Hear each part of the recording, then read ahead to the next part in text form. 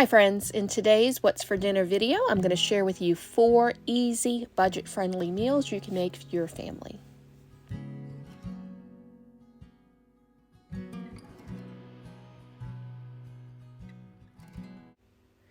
And the first recipe is a stuffed pepper casserole. I'm going to leave the link down below in the description box. For this, very simple ingredients. So you need a medium onion, a yellow bell pepper, and a green bell pepper. Large would be best.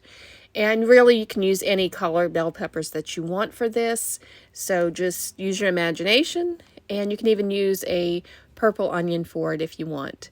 You will need a bow tie noodles and some seasonings. So it called for like fresh basil. I did not have that, so I'm using this freeze-dried one that I have, and it'll work fine. Some oregano.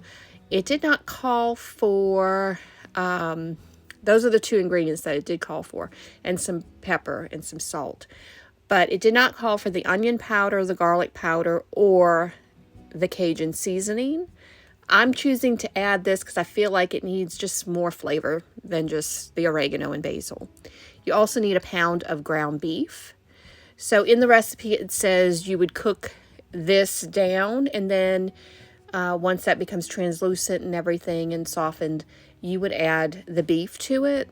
But I decided I did not want to do that, so I'm going to cook down the veggies first, take it out, put it on a plate, then I will add the ground beef into the pan, cook that down, and then drain off the fat, because I just don't want all of that grease, in with the bell peppers, and I also don't want to lose any of the bell peppers and onions as I'm cooking it. So I'm going to add, as I'm cooking the veggies down, I will add the onion powder.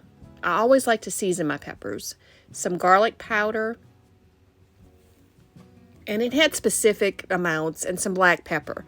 But I'm more or less, I like to just add it as much as I like. And then the Cajun seasoning.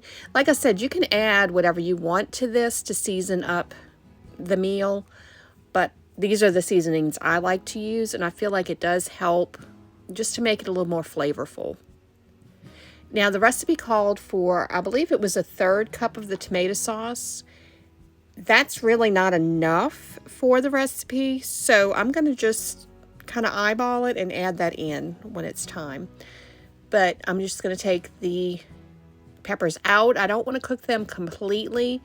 I don't want to, have them too soft before I add everything else.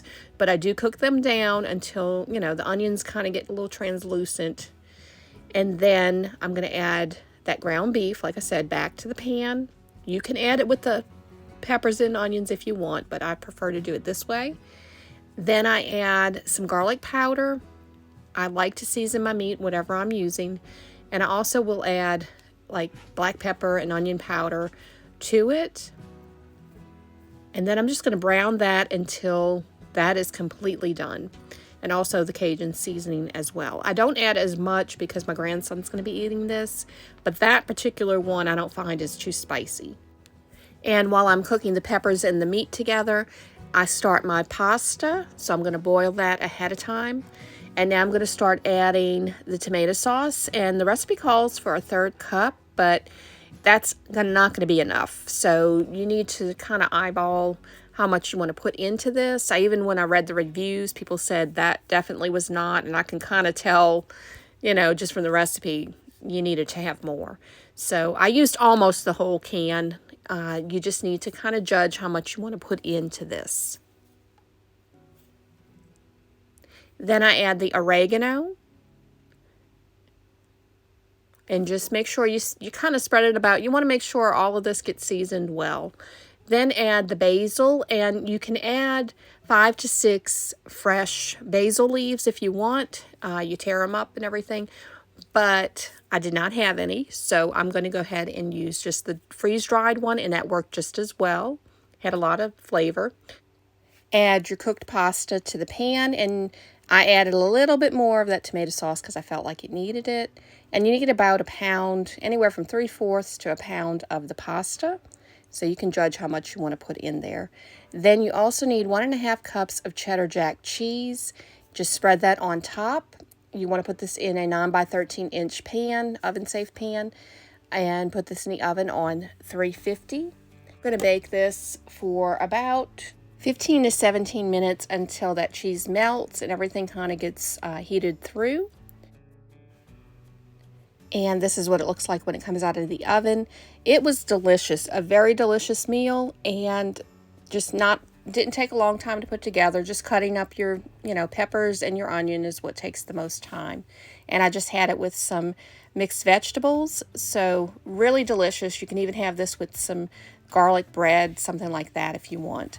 But very simple and easy meal to make.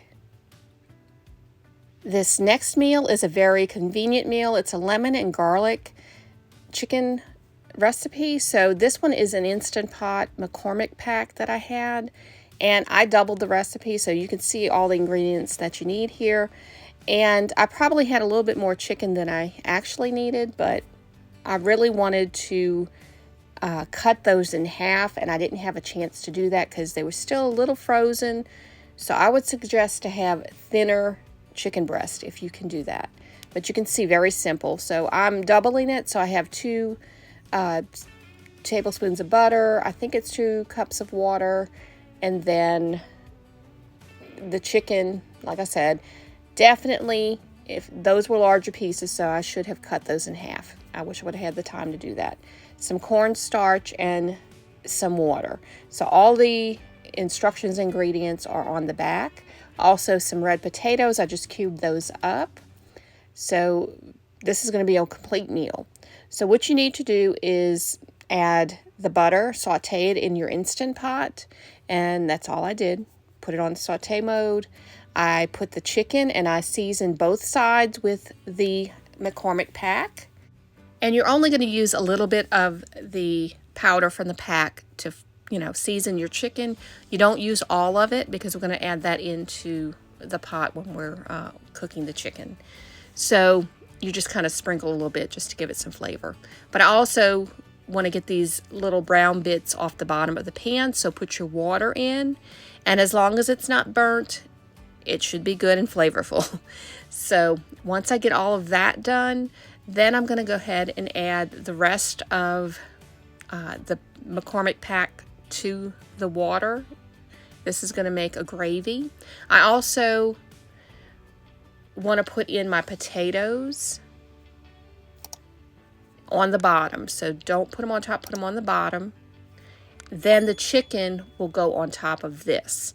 So as I said before, I would definitely cut, if you have thick pieces of chicken breast, cut them in half, because I think that helps to get more flavor into the chicken. I usually don't, cook my chicken breast this thick. Then I put this on normal high for about 14 minutes under pressure. Take the chicken out and the potatoes, and then I add the cornstarch slurry to this. And I will put this back on saute, and I'm going to make a gravy with it. So that slurry helps to, thicken this up. And then once it gets thick, you just plate your chicken and add some of that gravy on top. And then you have your potatoes on the side. And I just had a can of peas, so that's what I opened up, and that's what we had. And like I said, I did season my chicken ahead of time, before adding everything else. So always season your meat beforehand. And it turned out good. I do wish, like I said, they needed to be thinner, I feel, so that flavor would have penetrated throughout that chicken.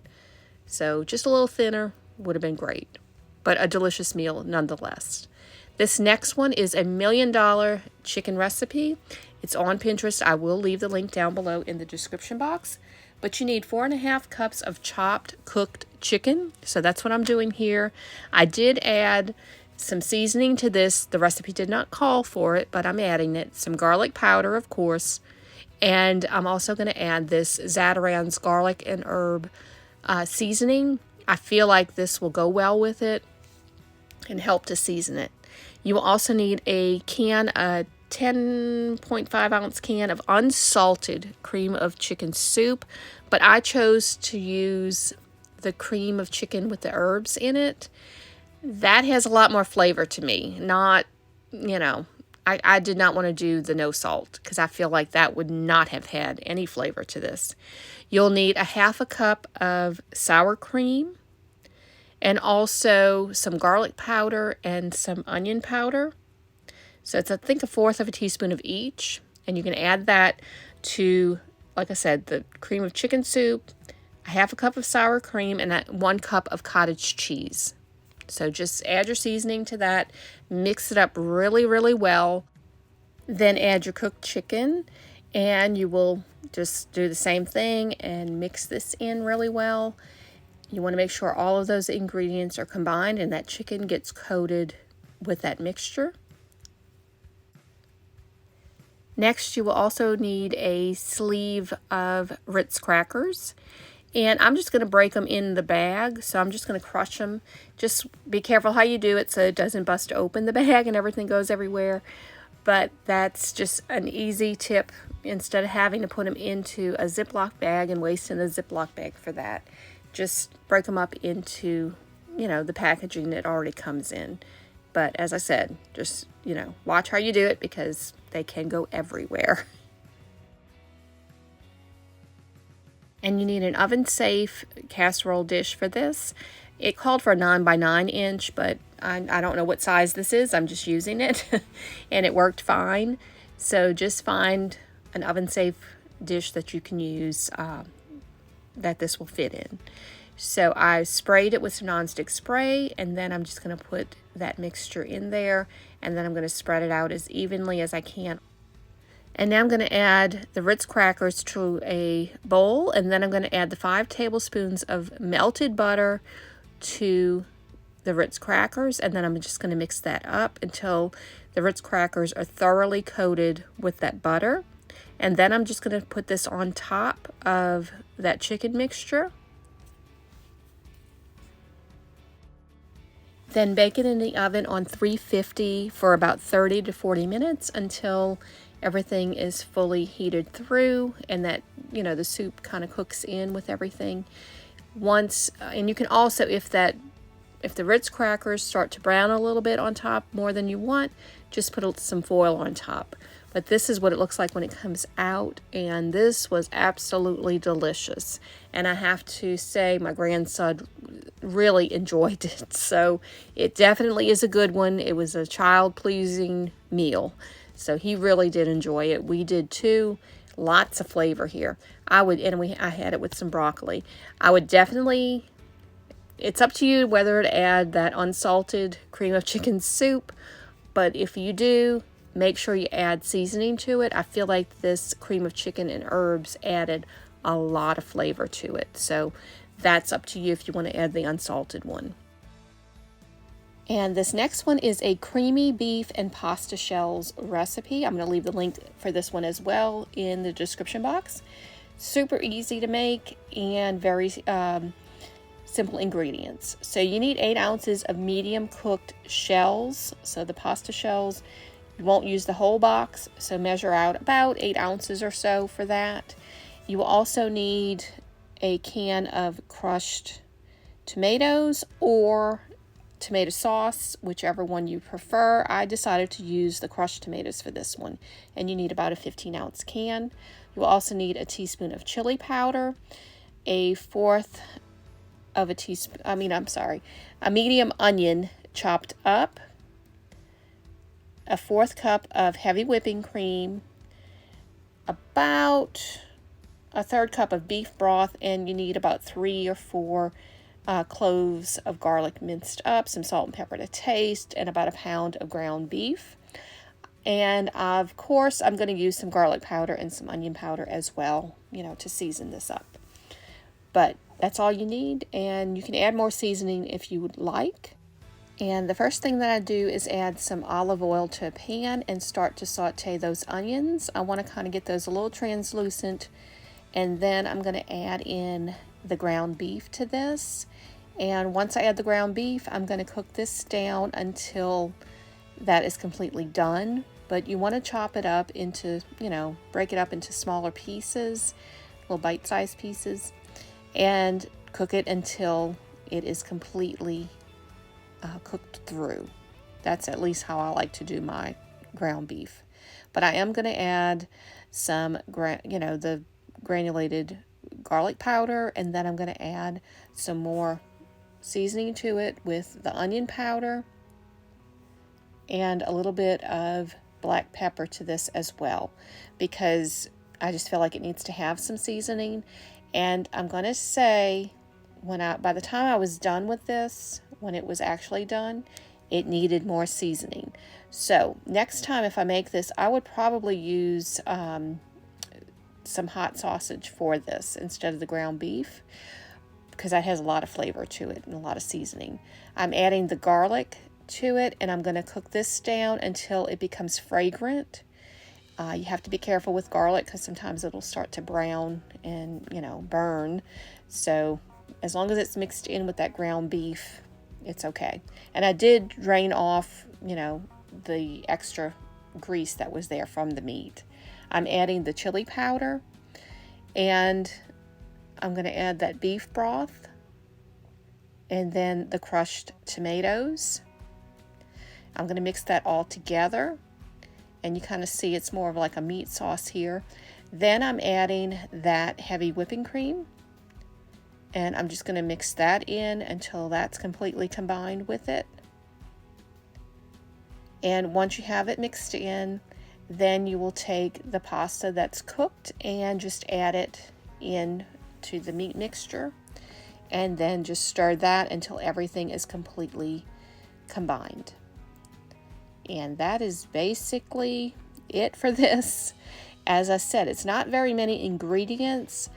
I would definitely add more seasoning to this, and I did actually add some Tony Chachere's to this because it definitely needed it. It's a good meal, it's a good base, but it did need, some more seasoning. And Tony Chachere's always makes everything taste better. So I enjoyed it once I added that Tony Chachere's to it. But I hope you enjoyed this video. If you did, please give it a thumbs up. And if you're interested in seeing more like it, please click that subscribe button and the notification bell. That will notify you when I post new videos.